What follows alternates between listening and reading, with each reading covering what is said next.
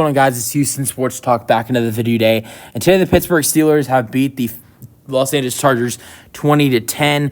Great win for the Steelers, and they're 3-0. It's been a couple years since they've started off 3-0, and Chargers, fail at the chance of starting off 3-0. You can't but help but wonder if they maybe reach that if Justin Herbert gets injured. Honestly, I hate that I just said that, because honestly I think Herbert could have stayed in this game, and I think the Steelers still would have won this ball game. And I got to say something about Herbert real quick. If you did not know, Justin Herbert hurt his ankle again in this game, and before he left, he threw 12 for 18, 125 passing yards, one passing touchdown. He actually looked pretty good before getting injured.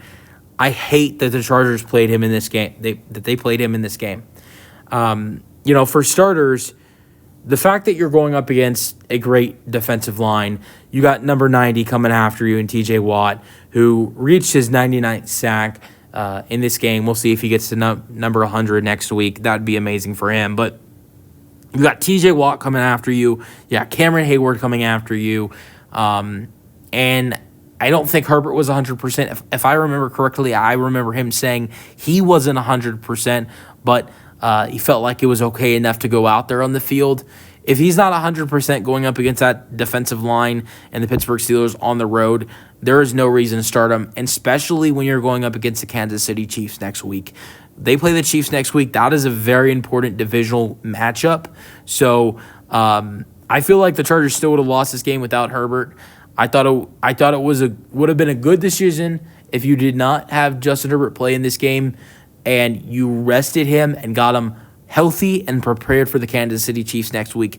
But now all I'm thinking about is now Justin Herbert might not play next week against the Chiefs. He's going to be a game time call. And instead of having him potentially 100% for the Chiefs, him being 100% and ready to go against Kansas City, we're right back to square one. And, he's injured just as he was before, if not worse. We'll see if we can get an update on Justin Herbert soon, but I want to get into the Steelers a little bit because this was a great win. Justin Fields was fantastic. Threw 245, a touchdown. He did throw an interception. Look, I know that's bad, and but he was good on the rushing end as well. Had a rushing touchdown. And this is a great defense that he was going up against. I'm not going to lie. I wasn't too impressed I wasn't too impressed for, seeing Justin Fields in these first couple games. I thought he did some good things. I thought he made some good throws. I thought he had some good runs. But you couldn't score a touchdown against the Falcons. Really struggled in opportunities to put the ball in the end zone against Atlanta. That kind of continued against Denver last week. I'll cut him some slack. He was playing a good defense, but it was really hard because I thought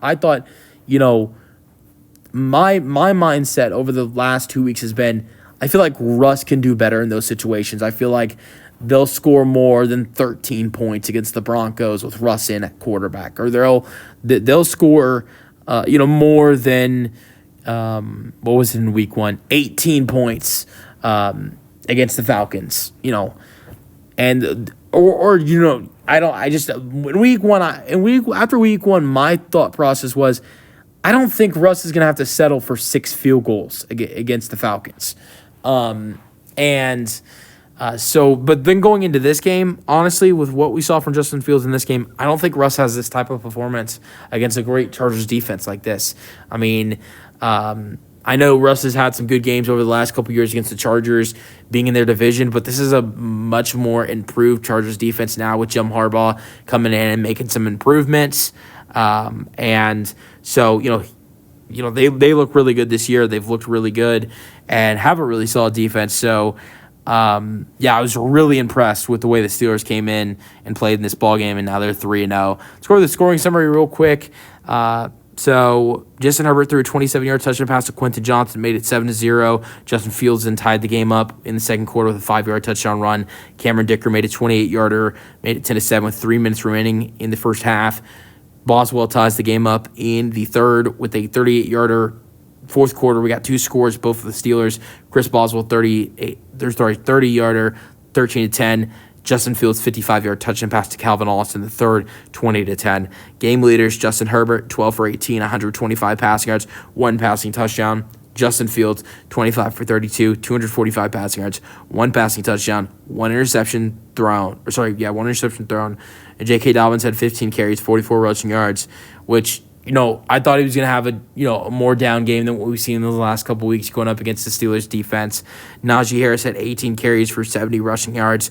Quentin Johnson had 2 receptions for 44 receiving yards and a touchdown. That's either his second or third touchdown of the year. I know he had 1 last week against Carolina, but I want to say he had 2 last week against Carolina. I think he has 3 touchdowns on the year now. Calvin Austin had 4 receptions for 95 receiving yards and a touchdown. Let me know your thoughts on the Steelers' 20-10 win in the comment section, and peace out.